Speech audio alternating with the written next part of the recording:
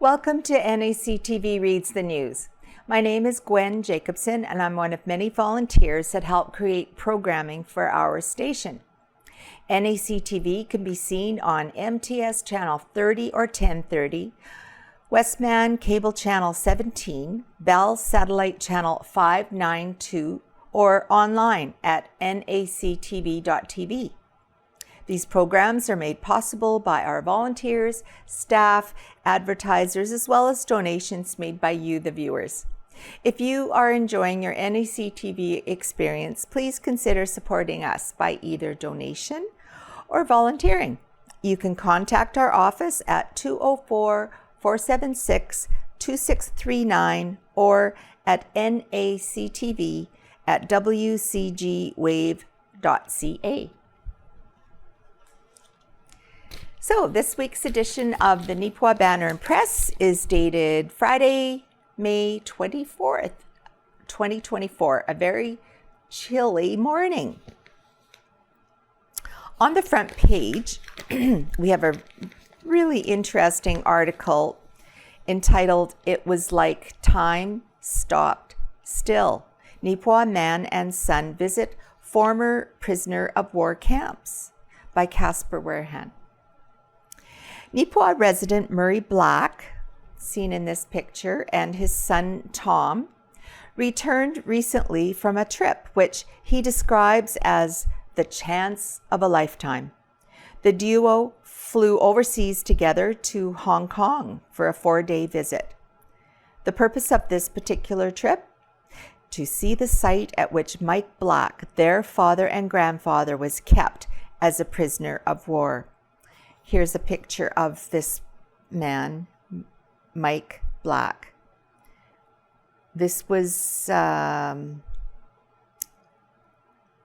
him at the age of 17 when he was in World War II. Oh my gosh. The trip took Murray and Tom to Sham Shui Po, the main camp, North Point, which had originally been a shelter for Chinese refugees before the location was taken by Japan, and Kowloon Island. Mike Black, originally from Harrod, Manitoba, was 17 years old when he signed up for service. Murray said he lied about his age and said he was 18 because at the time he had no money, no work, nothing. So he said, well, I'll just join the army. And he went from there, and they said, well, we'll put you on a train and take you to Vancouver. According to a personal account from the June 25th, 2010 South Mountain Press, provided to the Banner and Press by Murray, Mike received 1 month of training in Brandon during the fall of 1940. Then, after further training in Portage la Prairie and the Osborne Barracks in Winnipeg, Mike set sail in 1941 from Vancouver to Hong Kong aboard the New Zealand ship called the Hiawatha. And it goes on to say, after 3 weeks of sailing and a 3-day quarantine, Mike was taken to the hills for a war that would break out 3 weeks later. Here, Mike lost a friend, Henry Piasta, from B Company of Rossburn in an attack from Japan. C Company, with which Mike was engaged, would retreat 8 miles on a mountain where the houses had already been bombed. Dead soldiers were everywhere. On December 24th that same year, Mike and company were back at the front lines, spending a day and night at Mount Royal with fierce fighting. Early dawn on Christmas Day, the company once again issued retreat due to heavy casualties. Amidst the retreat, Mike recalled leaving a loaf of bread and a pound of butter beneath a tree. By the time the items were retrieved, he was separated from his company and alone near the village of Aberdeen.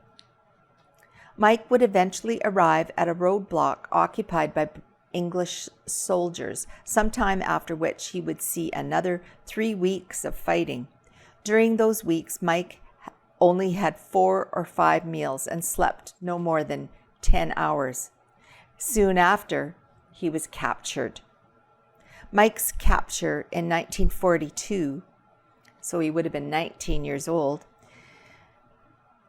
it saw him spend 3 months in bombed-out barracks in China, 5 at Hong Kong Island before being moved back to China in August to build Kai Tak Airport, and 1 month at Bone Road Hospital after going blind from malnutrition in November.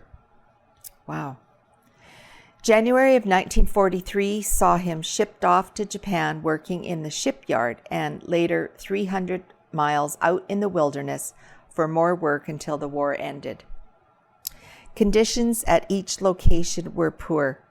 As described in the book Hell on Earth by Dave McIntosh, also provided by Murray, prisoners were treated in a severe manner, kept in poor condition, provided minimal food, often scarcely deemed edible, and physically abused. Disease and hunger were rampant, and it was not uncommon for someone to die, either due to these factors or by being killed by their overseers while in confinement via bayonet or otherwise. Survival was minute to minute. There were 1,700 of them that left Winnipeg, and 700 came back.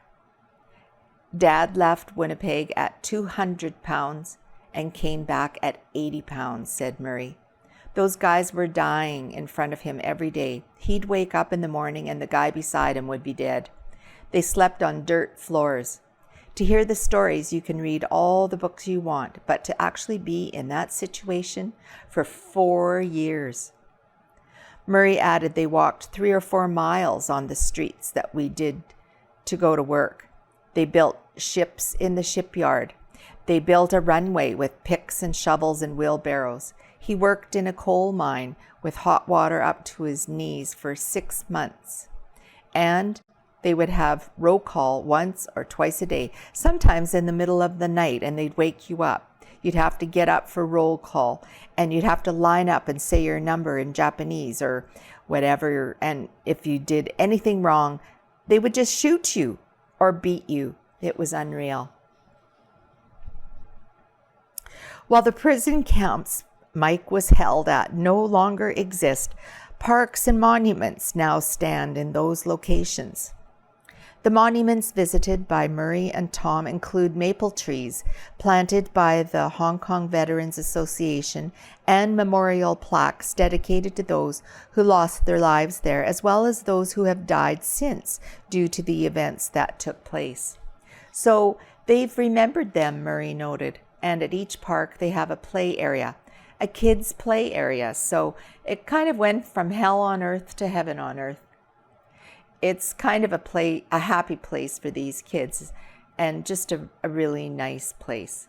We took a picture of my dad in his army wear there and left it at the monument. The experience for Murray could perhaps be described as surreal. He said just being there, sitting on that bench with the memorial monuments, it was like time stopped still. And the spooky thing is, my dad had an Esso service station in Elphinstone for years. When we went to the second park in North Point, and he always slicked his hair back, and we walked in, and there was this guy sitting there with slicked back hair and wearing an Esso jacket. We kind of went by him, and 30 seconds later, we turned and he was gone. He added, "Take it how you want. I don't know why there was a guy sitting with an Esso jacket just when we arrived, and then boom, he's gone." I talked to Reverend McCharles when we got home, and he said, yeah, that was probably your dad. The timing, the location, and the appearance of the individual was a poignant moment. The visit overall, a memory to last a lifetime. So they have a picture of this particular person sitting here on a bench with wearing an Esso jacket. So that's spooky. They said these types of buildings with the rounded corners were built in the 1920s and 30s, and as such, Murray noted that his father would have passed by buildings like these on his way to work as a prisoner of war. And this is what the prisoner of war camp looked like back then. It's pretty small, so you probably can't see it. This is a view of the Hong Kong at night as it appears in present day. And here's Murray standing beneath the maple trees planted by the Hong Kong Veterans Association. And this is the copy of Mike's picture in his army wear that Murray and Tom left. And on the front page, this was, like I said, that was Murray and Tom, and Murray's dad and Tom's grandpa when he was 17. Oh my gosh. And this is a plaque at one of the memorial sites with, it's like a wreath of flowers that have been planted around it. Beautiful. All right, we'll go on to another article. Dr. Marguerite is here to help. A new veteran arrives in Neepawa by Owen Devereaux. This is actually a picture of her seated here, Dr. Marguerite Balaban. She has started Monday, May 13th. So there is a new member of the team at the Neepawa and District Veterinary Clinic, as Dr. Marguerite Balaban has been hired as a new veterinarian.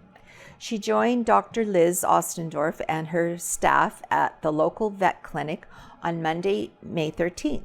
Dr. Balaban, who originally hails from Bismarck, North Dakota, will soon be a graduate of the Western College of Veterinary Medicine in Saskatoon.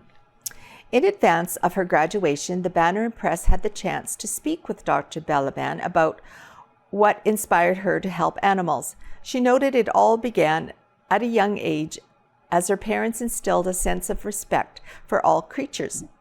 That, combined with her love of scientific knowledge, led to this career path.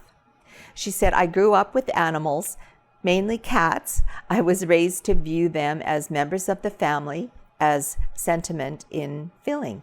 So I was raised to have an emotional connection and a respect for animals of all kinds. And as well, I was always interested in science and medicine growing up. It intrigued me, so it was just a very natural fit," said Dr. Balaban. As for what brought her to Canada, Dr. Balaban said her husband is a Canadian citizen with strong family roots in Bruxelles, a small community about 118 kilometers south of Neepawa. Margaret said their family wanted to establish ourselves within a reasonable radius of there. There were a couple of different places across western Manitoba that we looked at, but when we visited Neepawa, we just really liked the land around here. It's just really beautiful region. And the more time we spent in the area, the more we liked what it had to offer. It has a really nice community feel to it. Everyone kind of knows each other and everyone seemed really friendly and supportive. So it just felt like a nice, peaceful, open place for us to bring our family and raise our children. Dr. Liz Ostendorf of the Neepawa Veterinary Clinic Limited said that they had been inquiring about a new veterinarian for quite some time, and that Marguerite learned of the opportunity and sent in an application. From the initial interview by Skype, Dr. Liz said it felt like it would be a good fit, so we proceeded with an in-person meeting. Dr. Marguerite came in and spent some time with us, myself and the rest of the staff here, just to get to know us, and so we could get to know her. And we were really impressed with her and felt like she would be a great addition to the team. We made the job offer, and of the many offers she had, she picked us. Dr. Ostendorf added that she's confident that the addition of Dr. Balaban will turn out to be a real positive for the practice. Having a new graduate brings some fresh knowledge, so that's good. It helps us stay on top of things and makes sure we're offering as up-to-date medicine as we can. This first week, she's learning from us and we're learning from her. We're very excited to see what the future holds. Dr. Balaban said she's excited about the opportunity here in Neepawa and that the community has already made her and her family feel very welcome. Everyone who comes in has been really friendly, and they're very pleased to see not only a new vet, but a young family coming to the community. Everyone has just been so welcoming, and we're very appreciative of that. Now, speaking of physicians, there's an announcement here that a new physician will be joining the Beautiful Plains Community Medical Clinic in the fall of 2024, so this fall. Any residents needing a family doctor must register first with Family Doctor Finder. All enrollment will be managed through the Family Doctor Finder program. Please refrain from calling the medical clinic. Individuals will be contacted directly to enroll in this physician's practice. Registrants who already have a physician at the Beautiful Plains Clinic will not be eligible to switch providers. So there's a Winnipeg phone number to call and a toll-free number. Winnipeg is 204-786-7111. The toll-free number is 1-866-690-8260. And for this Family Doctor Finder, the website is manitoba.ca/Family Doctor Finder. Blockades placed, then removed from Rotary Park by Owen Devereaux. For a short period of time this week, motorists who headed down to Rotary Park in Neepawa were met with a few unexpected obstacles. Over the long weekend, a pair of large boulders were placed along the road loop right next to the bird sanctuary. For certain types of vehicles, those obstructions are large enough to completely hinder their passage onto that portion of the road. According to the town of Neepawa, these blockades had to be put in place due to several recent parking issues around the area.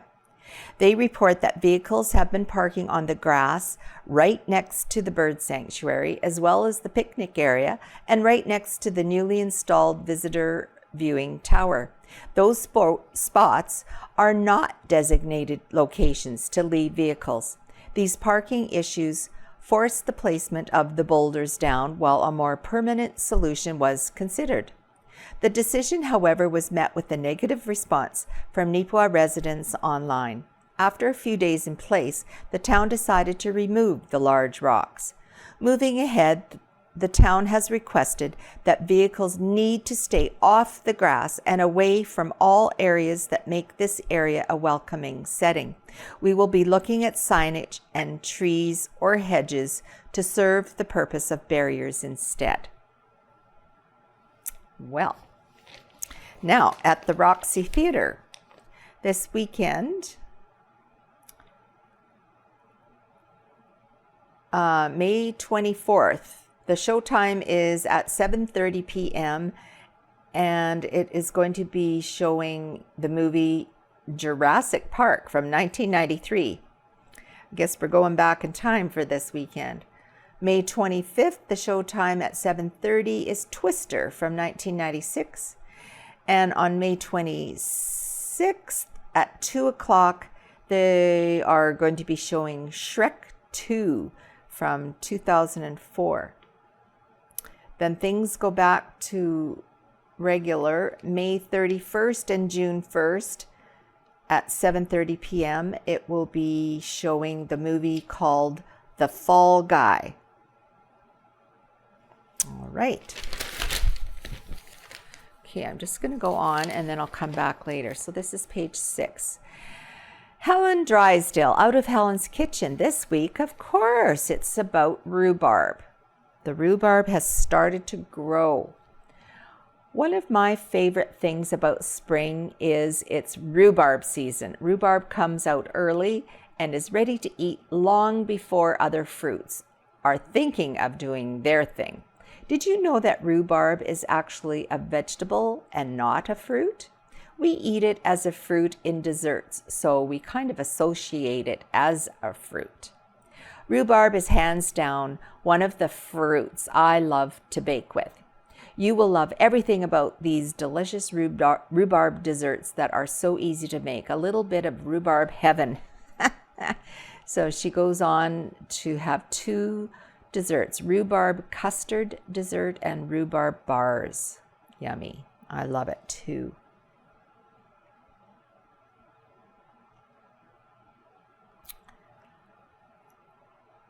Okay, now we'll go on to the Town of Neepawa media release. Huge digital step forward announced for Riverside Cemetery.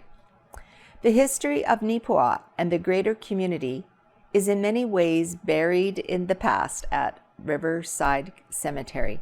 The town of Neepawa is pleased to announce a big step forward in making it easier to find loved ones, document memories, provide a more streamlined approach to data management, as well as safeguard and protect historical cemetery records. A few highlights include the following. 1. Find your loved ones, an enhanced and user-friendly search engine. Number 2, GPS mapping and navigation, providing visitors with a walk route directly to a grave. Number 3, mobile app availability. It's free, convenient, and easy to use. Number 4, memories and history. Visitors and loved ones may submit memories or obituaries or historical facts about their loved ones, which will be viewable to all who search that record. And number 5, data management.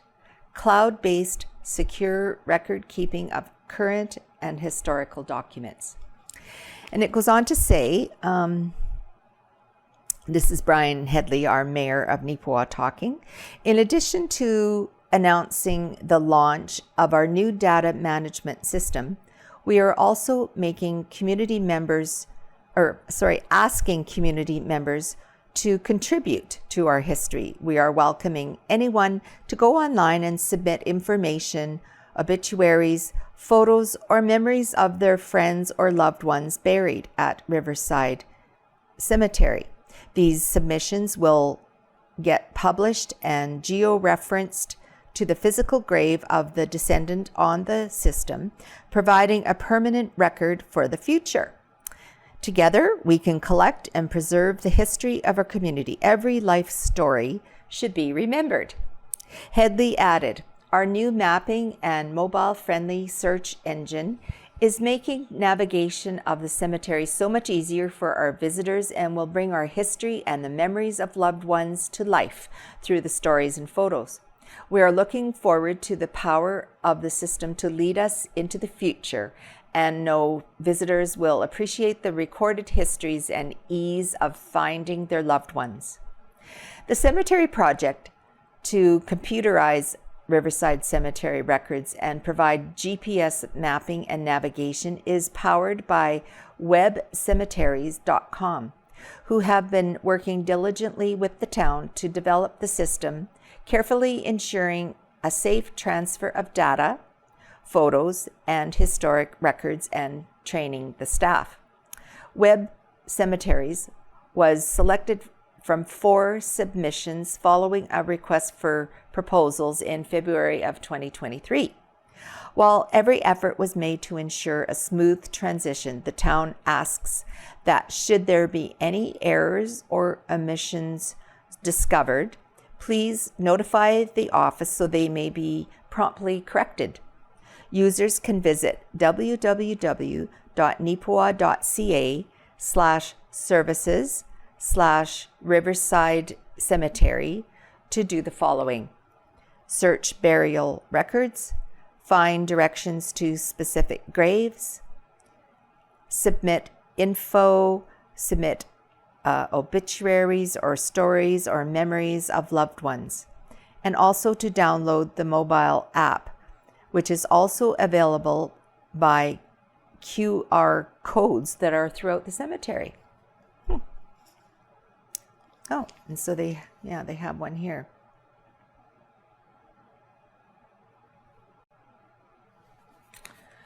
All right, Birnie Highway Under Scrutiny by Ken Waddell. Citizens of Birnie and area are very concerned about the Birnie Road. It is in very poor condition. Heading east from Highway 5, the road surface that was once paved is now more potholes than pavement. Local resident Ken O'Donnell said in an interview with the Neepawa Banner and Press, "You have to drive only 10 to 15 kilometers an hour or you will wreck your car." On May 10th, a public meeting at the Birnie Bridge attracted 30 to 40 concerned citizens concerned about the dire road situation. They wanted to inform local Agassiz MLA Jody Byram about how badly the road has deteriorated.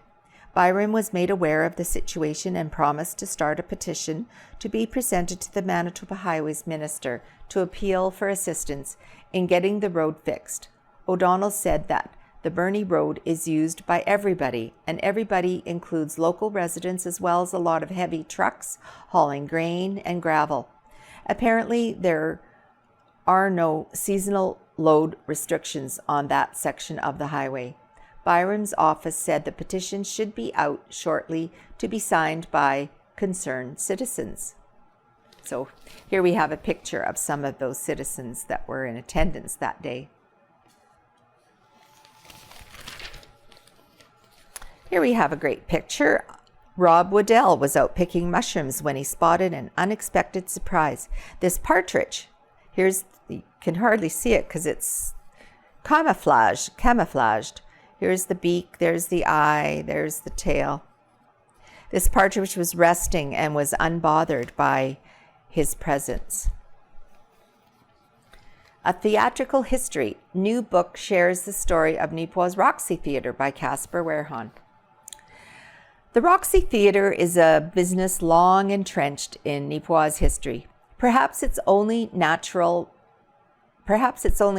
then for it to be highlighted in a history book of its very own. This book, titled The Roxy, was made by area history enthusiast Rick Sparling and shares the theater's history from its beginning as an opera house throughout its various owners and its operations today. It shows how a group of citizens reopened the Roxy after it was closed for several years and made it into what it is today. It also includes over 20 pages of comments from people who worked there over the years and moviegoers as well. Sparling added, "In my retirement, I have found myself researching many things about my hometown of Neepawa and documenting these various subjects.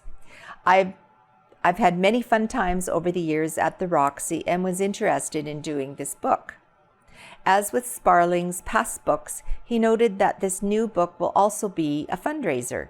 Fitting with the theme, all proceeds from the sales will benefit the local theatre. Sign-up sheets along with a sample of the book are available at the Neepawa Banner and Press and the Roxy Theatre. The Roxy Theatre will also be making an online order form available to the public. Sparling said, "After likely a couple of weeks of selling, we can figure out how many books to send out to Neepawa. All customers who signed up will be called upon arrival."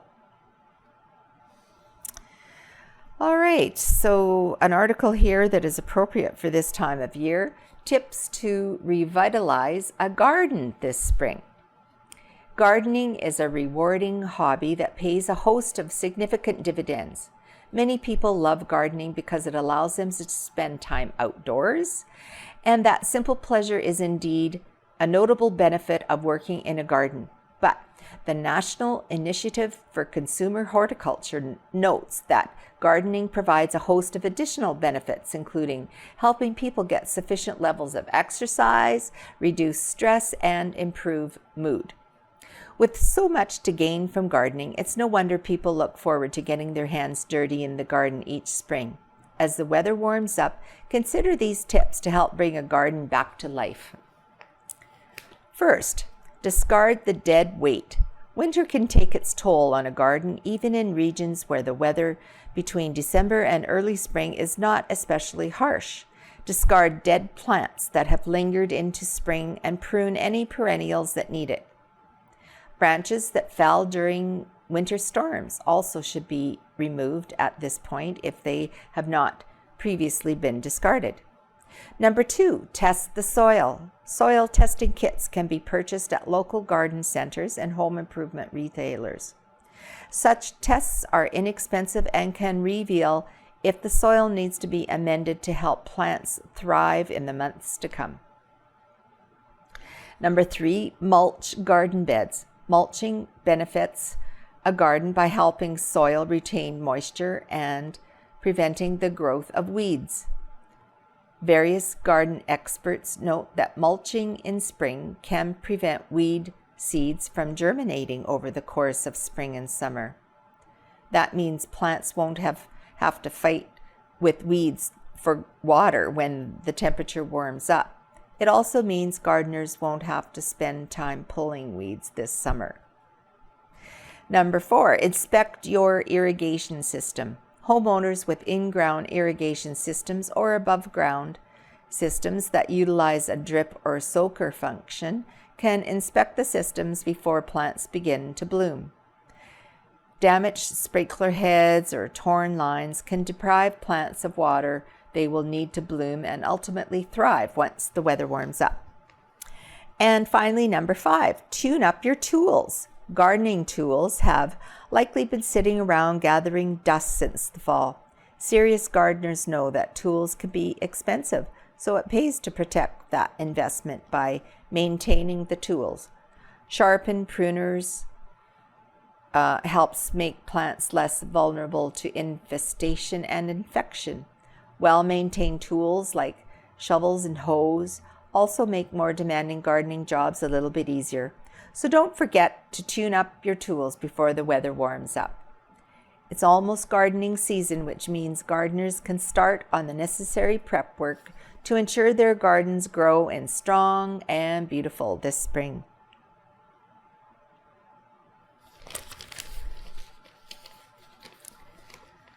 Now, here's an article entitled Healing the Mind.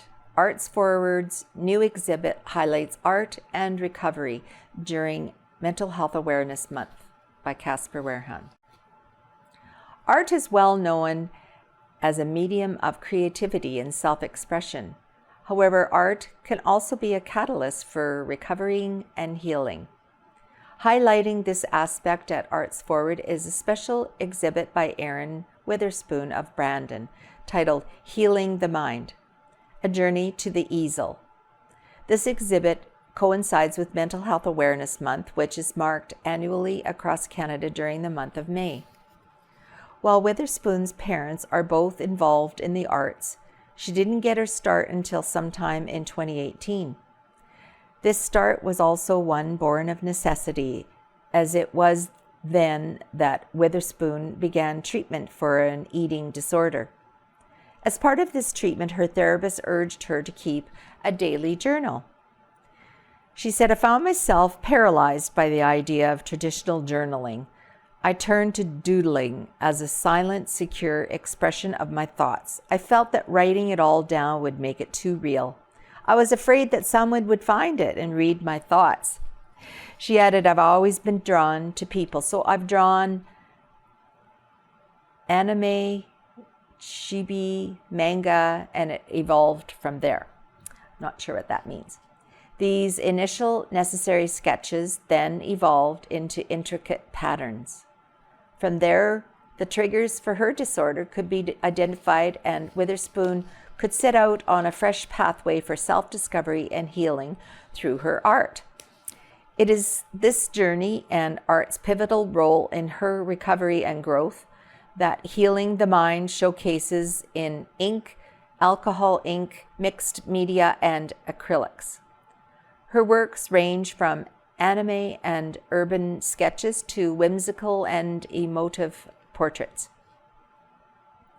A couple highlights from this exhibit are Recovery is Near, a large mixed media piece that explores her struggle with isolation during the COVID-19 pandemic, and Significance of Sunglasses. This latter series is a metaphorical comparison between sunglasses, and the way an eating disorder can shift one's view and hide their true selves from the world. Commenting further on how art has aided Witherspoon along her journey, she noted, "What therapy really is to me is self-exploration, and healing and recovery is not linear. I found that art quiets my mind. Even just doing something on the computer, my mind goes blank. It's white noise, it's fuzz, it silences the chatter." Edie, that's what I call my eating disorder.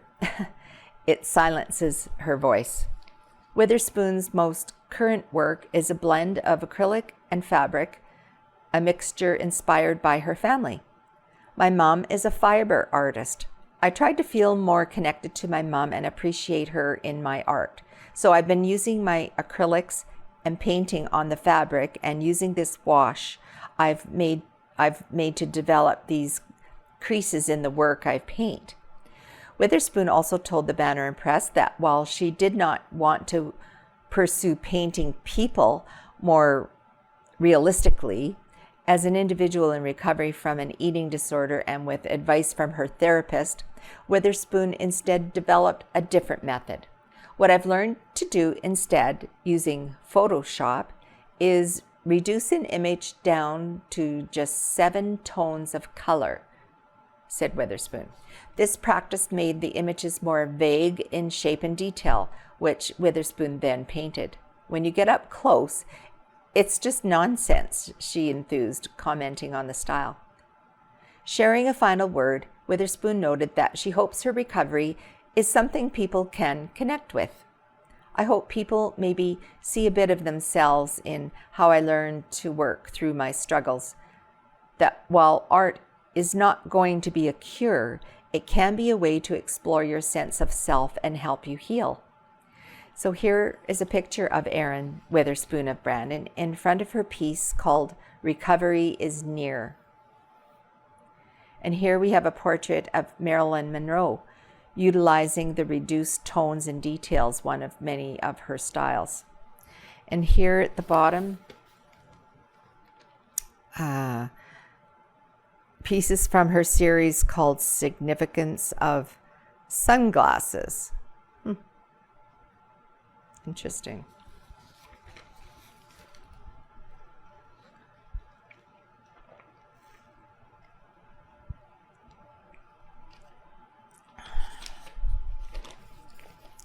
Now, there's an article here advertising a golf tournament. Join us at Stride's second annual fundraising golf tournament in support of Stars and Air Ambulance. The tournament details are: join us on Thursday, July 18th, 2024 at the beautiful Neepawa Golf Course. Registration is open for golfers, so get entered today. To register, please email golftournament@stridecu.ca or call 204-856-2729. The cost is $150 per golfer or $600 for a foursome. The deadline to register is July the 11th. That includes a golfing, a golf cart, and supper. Okay. Now, here are a few sports articles. The first one, Neepawa Tigers win Zone 7 baseball championship by Owen Devereaux. The Neepawa Tigers left absolutely no doubt in anyone's minds on just who is the best team in the MHSAA Zone 7 Baseball League. After going undefeated in the regular season, the Tigers swept through the playoffs. First, they won 12-2 over McGregor in the semifinal on May 20th. The next day, they bested the Elton Rivers Rams 13-3 in the finals to claim the Zone 7 champions banner. All combined, Neepawa outscored their opponents 81-17 this year. Jordan Wicken, who along with Cole Krukowicz coached the Tigers this season, and they spoke with the banner press immediately after the final out. Wiccan said the entire roster stayed focused this season and it paid off out in the field. The coaching staff preached to them all season that we knew we could hit, we knew we could field, we had the pitching this year, so just stay focused. Wiccan added that the senior players, who are 8 grade 12 players in total, deserved credit for keeping everyone focused throughout the year, and that they deserved to go on top like they did. The Tigers' win in Zone 7 moved them next into the interzone regions. That event will take place in Portage La Prairie and see the Tigers play the Zone 5 champions, either Stonewall or Fisher River. So congratulations to the Neepawa Tigers players and coaches on this year's success. So here we have a picture of them on after their championship game on Tuesday, May 21st. Cool. Carberry Collegiate Cougars High School Lacrosse by Jolene Belsiunas. This is the second year for our high school lacrosse team in the Manitoba High School Field Lacrosse League, playing men's sixes, which includes our female players as well. Last year, we were the only team outside of the city of Winnipeg. We are encouraged by Brandon forming a team this year.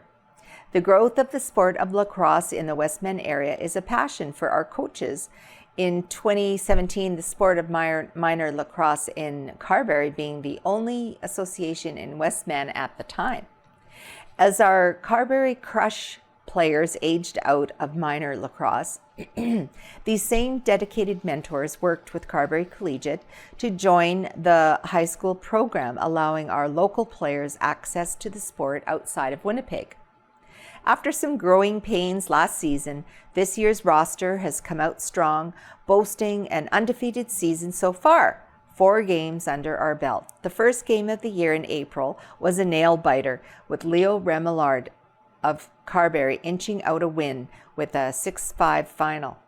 Last Saturday afternoon, the Cougars game versus Transcona boosted everyone's confidence as the team earned a 17-10 victory.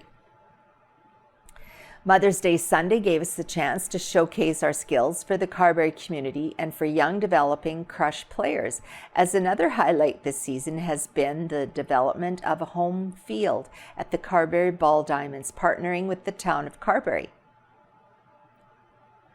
2 city teams came out to each play the Cougars, besting Transcona 19-7 and Leo Remillard 12-8.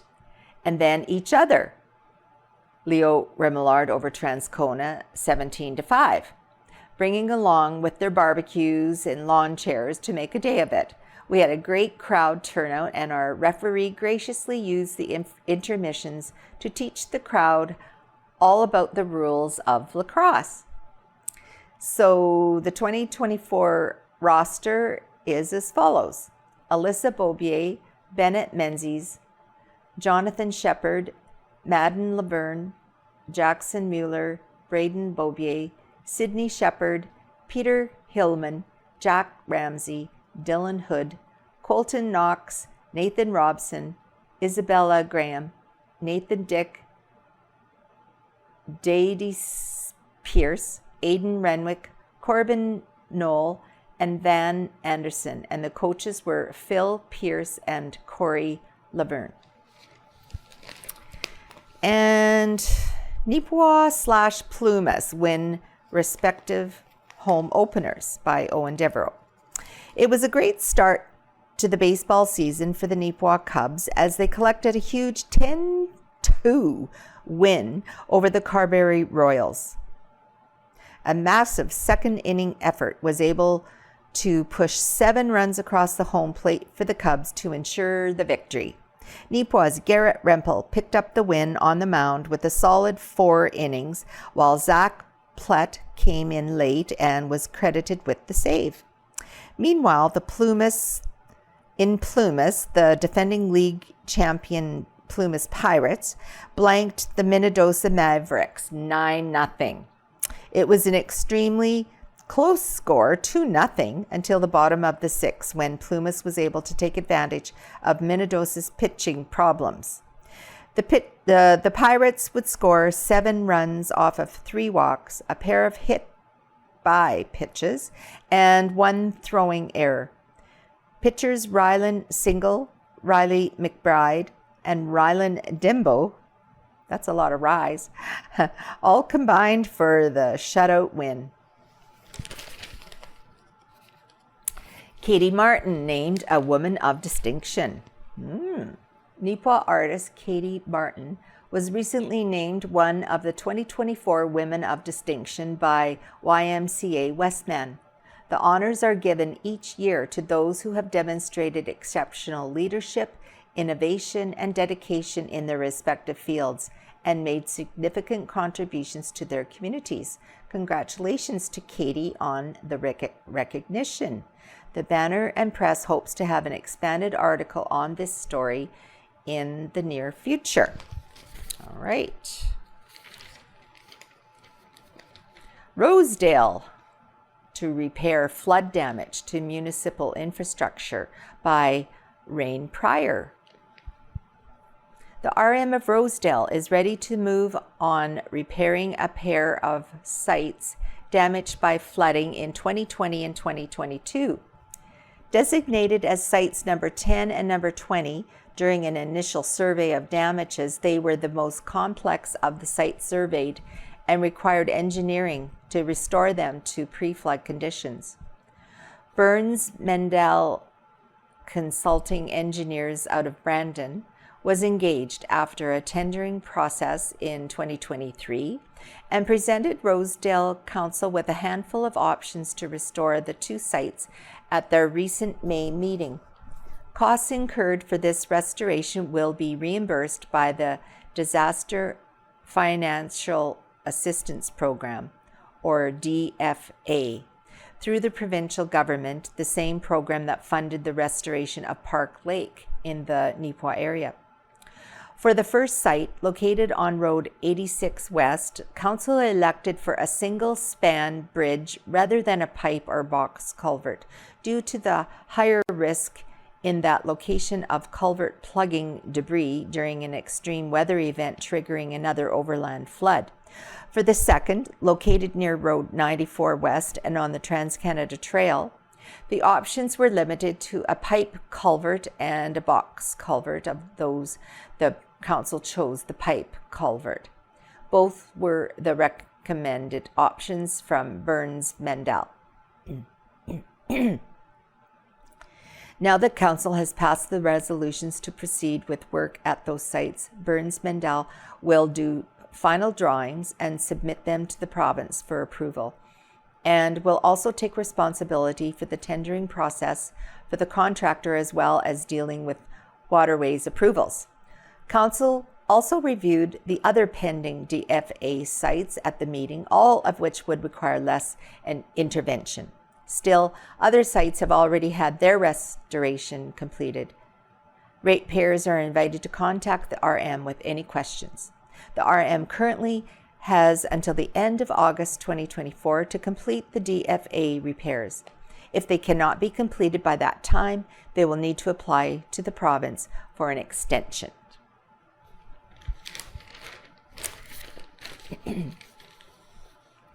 Now, this article is entitled, "Thanks, Dawn, for a Decade of Dedication" by Owen Devereaux. The phrase, "try and leave this world a little better than you found it," feels very appropriate right now for Don Walmsley, the outgoing executive director for Neepawa Area Immigrant Settlement Services. Because as he said farewell to his co-workers and compatriots on Thursday, May 16th, there was feeling in the air of a job well done and an organization made all the better for his having been there. After a decade of dedicated service, Don has officially retired from the Rural-Based Settlement Agency, whose core purpose is helping recent arrivals to Canada with integrating into their new communities. Over the last 10 years, that's been a very important local job, as we've had an influx of immigrants decide to call Neepawa home. Through a variety of means, Settlement Services aids its clients when transitioning themselves and their families to Canada. It's a role that Dawn and the rest of the staff have taken very seriously. As part of celebrating Walmsley's commitment to that role, a come-and-go gathering was hosted at the Settlement Services office last Thursday. It was a chance for those who have worked with Dawn or perhaps who have been assisted on their journey through Canada to stop in and give their well wishes. And there were a fair number of attendees who did just that. People from across the province, including Brandon and even Winnipeg, took the time to come to Neepawa to celebrate Dawn's special day. Walmsley said all those visitors reminded him of exactly how far Settlement Services come over the last 10 years, and it's important to Neepawa and area. When I came on, we had one other staff member and myself. We now have 11 full-time positions and another 4 part-time and casual, so we've grown incredibly. As well, the range of services has grown. The numbers have increased over a number of years. The engagement with the community has been amazing, said Walmsley. This has always been a welcoming community and a great one for this sector. Embracing newcomers has infused more energy, more life into the community, more young people, more families. So I'm leaving with no regrets. I'm leaving with the sense we accomplished something. Don concluded his time speaking with the Banner and Press, noting that the afternoon stirred up a lot of emotions, but in a very positive way. He added that he is looking forward to seeing what the future brings for the agency. He said, "It's hard to express, but I have been very thankful. It's very emotional, but I'm leaving feeling good about what I've left behind and about the individuals who remain here to continue the work and to prove upon it in their own way." So here we have a picture of Dawn right in the middle here, honored by friends, well-wishers, and staff, and others at his retirement celebration at the Neepawa Area Immigrant Settlement Services office last week. Now, here is also a great advertisement for the upcoming Filipino Heritage Day, June 15th. And the schedule of activities is as follows. At Riverside Park, from 1 to 3, 5 participating regions are assembling there and having a parade. At 3 p.m., program proper with registration of raffle draws at the Yellowhead Center as the venue. Then at 4:30, there is dinner and entertainment at the Yellowhead Center, followed by cultural night from 6 to 8. Now we'll go back.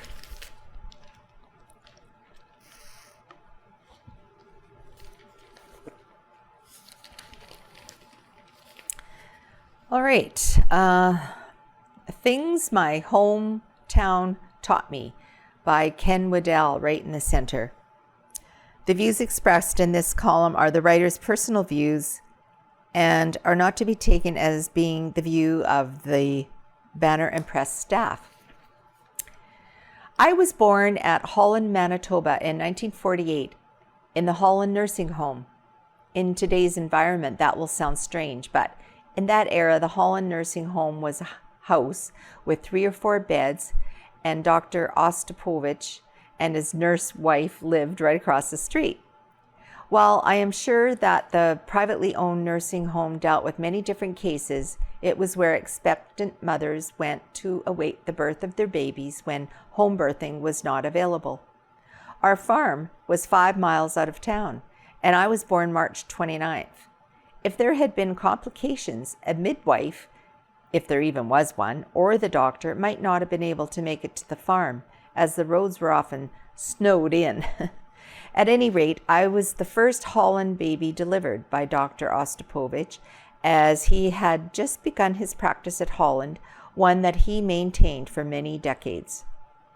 He had been a doctor during World War II with the Canadian Armed Forces.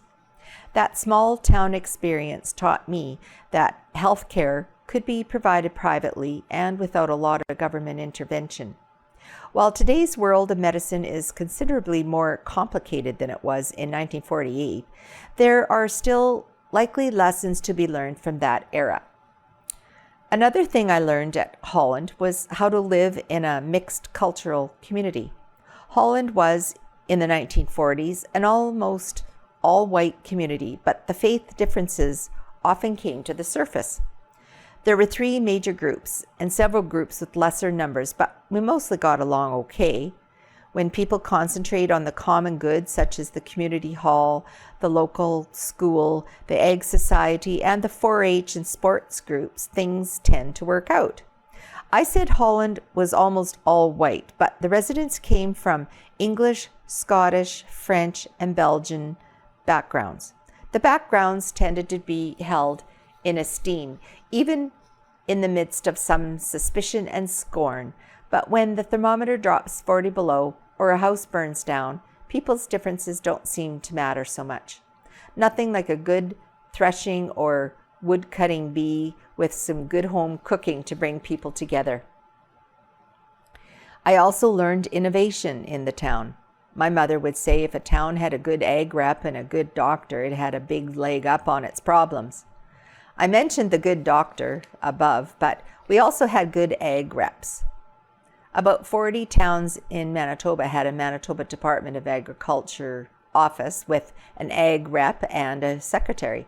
That was back in the day when we actually had a Department of Agriculture, compared to the watered-down version of the past 10 years or so. At the ag office, you could receive advice on any aspect of farming, and it wasn't tied into a particular company or supplier. With an ag rep, the advice wasn't linked into selling a particular product or services. In spite of the army of advisors we have today from the ag industry and the great advice received, I think the independent advice still would have a valuable place. Ag rep offices also administered the 4-H program, the local ag societies, the Prairie Farm Rehabilitation Act, tree planting program, and many others. The ag reps and the many progressive farmers in the area helped advance the potato industry. I can remember when, in the absence of potato sheds, harvested potatoes would be stored over winter in bunkers cut into the side of a hill and covered with straw and soil. Sometimes unused barns were used. Soon the modern potato sheds popped up around the country. My father, on the advice of the ag rep, started growing corn for silage. He was one of the first in the area to do so. One farmer told me the best way to make a small farm into a big farm is to grow corn. He was right. Now corn is grown in my home area for grain as well as silage, and much further north than Holland. At Holland, I learned to write. Some would say I still have a lot to learn, but that's where it started. It's also where I learned how to speak in public, run a meeting, take meeting minutes, and keep accounts through the 4-H clubs. Holland was where I worked on my first publication, and it was printed in-house at our school and at the Treherne Times. I can honestly say I have been involved in publishing now for 58 years and in 7 decades, and it all started in Holland. I owe so much to the life foundations that were put in place in my hometown, and I will be forever grateful for that. All right, on to Homebodies by Rita Friesen. It's entitled An Amazing, Wonderful, Very Good Day. There was a book I read to children in times past. It may still be well read and loved, called Alexander and the Terrible, Horrible, No Good, Very Bad Day. I've read that one. Well, I had an amazing, wonderful, very good day. A day that would appear quite ordinary to many was stellar for me. For starters, I woke up in the morning and nothing hurt, and I had a choice of what to eat. I went for a lovely walk, stopped to check in on a friend and watch her daughter garden. I puttered in the garage for a bit. Refinishing a century-old door is pleasant work. I had a choice of what to eat for lunch, enjoyed a long talk with a daughter, followed by an equally enjoyable and lengthy call with Sister the Elder. She's in Portugal at the moment and posting lovely reports of her travels. And I asked her to do me a favor. That in itself is unusual, for I seldom ask for help or anything, and now you're wondering. After a bit more sanding and stripping on the door, I went for another long walk. This time I spotted two dear folks just sitting, so I crossed the street and had a wonderful chat with them. We share a faith family, and the conversation was light yet encouraging and meaningful. While mowing the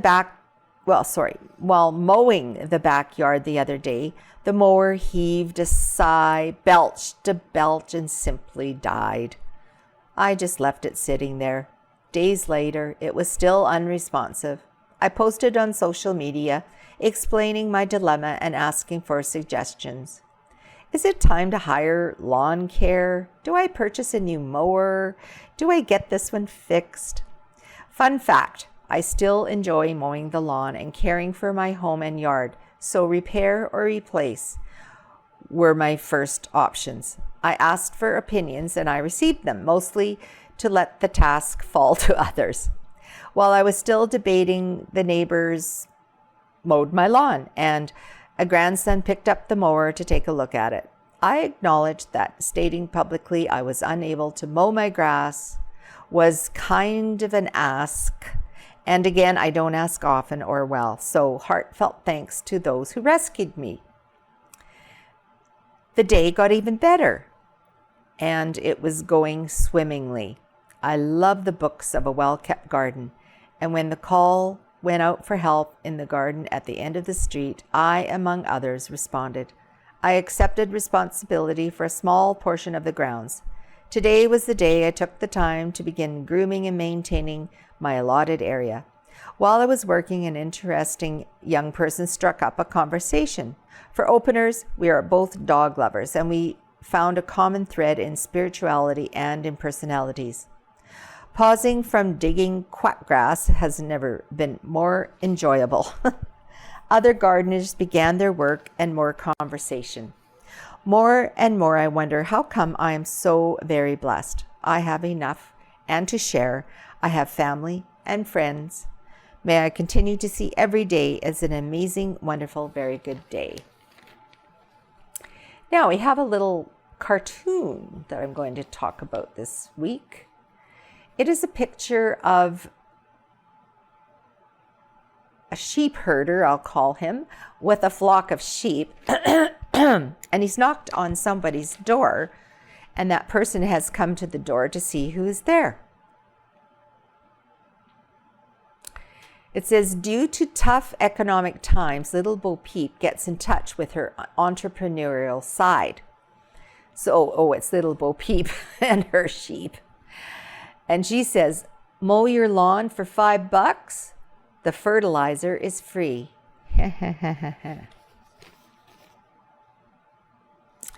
Oh, we have an article here about the Margaret Lawrence home. It is open for its 38th season. The Margaret Lawrence home is now open for its 38th season. Margaret Lawrence was a world-renowned author that grew up in the house now known as the Margaret Lawrence home. Her first book, A Tree for Poverty, was published in 1954. She is best known for her book, The Stone Angel, which is part of her Manawanka series, so called as they each take place in the small prairie town of Manawanka, a community which is modeled after the town of Neepawa. Margaret passed away in 1987, and we opened the home later that same year. Many of her books are available in our gift shop, as well as local souvenirs and works by local authors and artisans. If you would like your work displayed in our gift shop, please contact us at 204-476-3612. We are open daily from 10 a.m. till 5 p.m. until the end of June. There may be the occasional weekday that we will close at 2 o'clock, so give us a call if you want to ensure that there is someone there to greet you. To keep the house going, we do charge admission, $5 for adults, $2 for students. And youth 12 and under are free. Group tours are available, but please phone us at 204-476-3612 to make arrangements. Like us on Facebook to keep up to date on special events. We were excited to recently learn that 50 years after it was first published, an adaptation of Margaret's book, The Diviners, will be appearing at the Stratford Festival from August 7th to October the 2nd. We are hosting our 3rd annual Manawanka Garden Party on Saturday, July 20th. We are looking for artists that would like to display their work in one of the gardens. Please send some photos of your work to mlawrencehome@gmail.com, no later than June 7th. We have confirmed 2 beautiful gardens to date and plan to have a 3rd garden confirmed in the next few weeks. We are excited to announce that Glenda and Joe McPhee of Garden View Farm are joining us again, and new to our event is Leanne Dowd of Alice's Wonderland. She and her husband have brought the former garden of Alice Moger back to life, and you will not want to miss the opportunity to tour this garden. Tickets for this event will be available in our gift shop starting on July 18th. Other events being held this season will be our annual book sale and our fall craft sale. We do not have a date for the book sale as yet, but if you have any gently used fiction books to donate, we would be happy to have them. They may be dropped off weekends starting May 18th. Our fall craft sale is being held on Saturday, September the 28th. We will be sending out applications to previous vendors soon. But if you would like to be a new vendor, please email us for more information. So please stop by for a visit and take a tour of this beautiful old home built in 1895. We look forward to seeing you. Thumbs up, thumbs down. The first one is a thumbs up. A thumbs up to the Happy Rock Band, Orville Moore, Mr. and Mrs. Ed Sklar, Sherry Hanna, and Catherine Smith, that play at the Centennial Apartments and the Gladstone Care Home. Very much appreciated by Ken Holmes of Gladstone. Another thumbs up. A congratulations and thank you to Carberry Health Committee for getting action on our health facility and ER.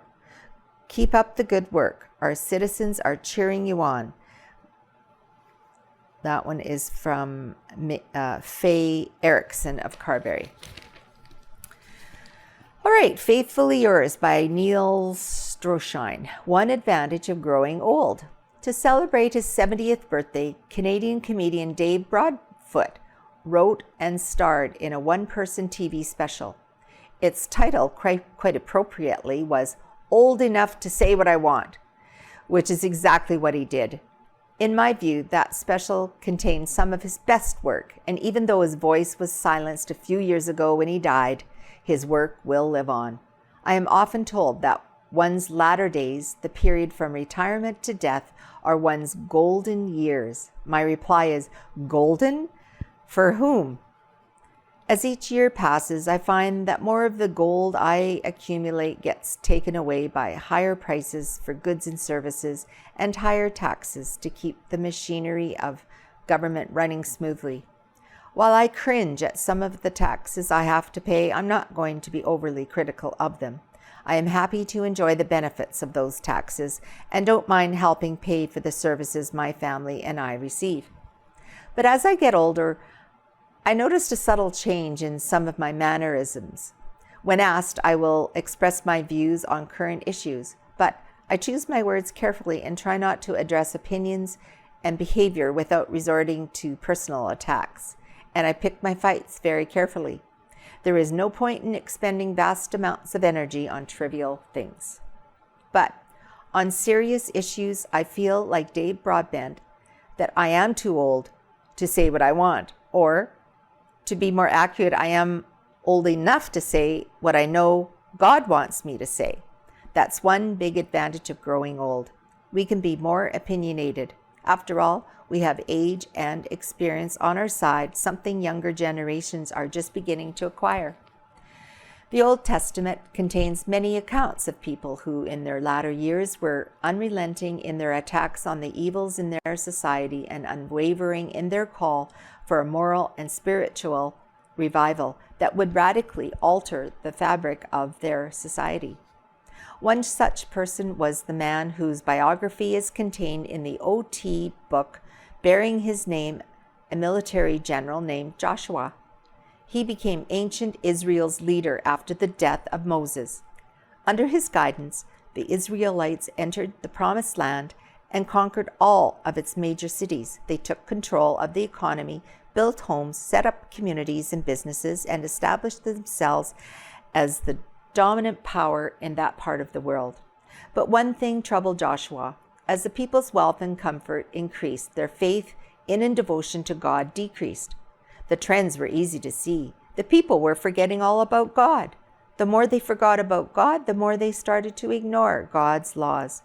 It would only be a matter of time before they started making themselves new gods, and then, in a last act of defiance, making themselves new laws. Joshua could see it coming. That's why his final words to his people were these: "Make up your mind. Choose who you will serve. Will you serve God, or will you serve a different God?" You and I must make the same choice. No one can make it for us. No one can impose it on us. We must choose who we will serve. But we must choose carefully.